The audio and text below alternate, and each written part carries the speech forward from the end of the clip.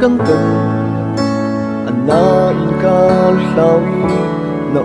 trung lâu nắng lâu chung cắt lấy khâu sinh lâu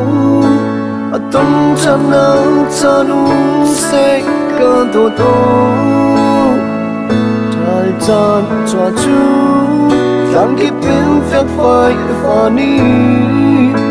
rong ôn than lại mi nu nem nắng dần ngay nắng na chu toa abuin akan tô tô akan ngay nap chân nai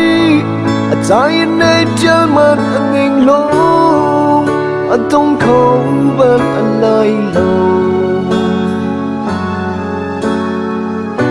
anh mãi lấy cao đi tôn than son anh chung hậu văn hai lâu cần vô lấy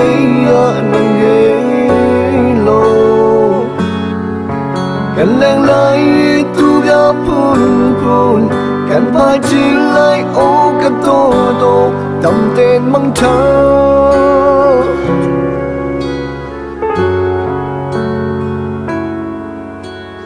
ลงเกียงคี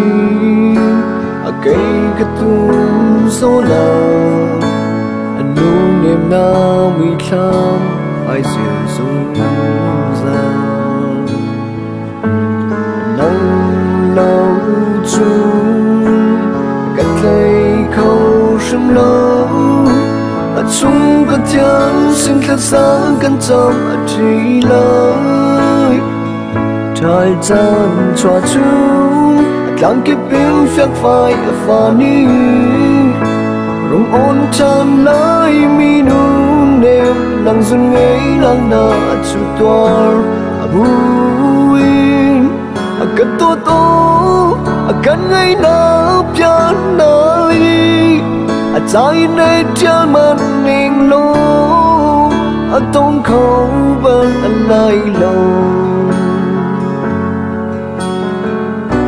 anh mãi lấy cao đi tôn tràn tràn ở chung hậu văn hai lâu cần vô lấy nắng ghé lâu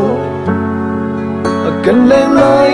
tu lao buồn cần vai chỉ lại ô cần tô tô tầm tên măng trắng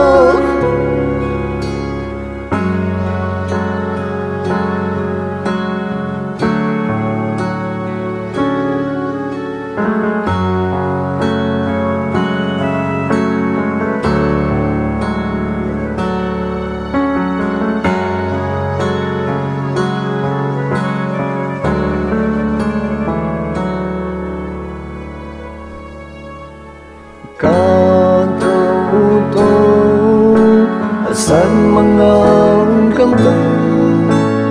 na in can lao na chung lâu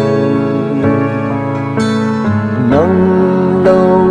chung cắt lấy khâu lại lâu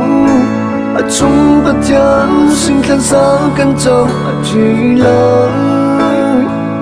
trái chân cho chung đang kiếp biến phép phải phá ni rung ôn chan lại mi nu nem nắng dần ngay nắng na chu toar abuin cần tô tô cần ngay nắp chân nai trái này chân mặt mình lâu anh tung không bên anh lại lâu mãi lấy cao đi tôn tràn tràn ở chung hậu văn hai lâu cần vô lấy nắng ghé lâu cần lên lại tu bia pun pun cần phải chỉ lại ô cần tô tô tầm tên mong trắng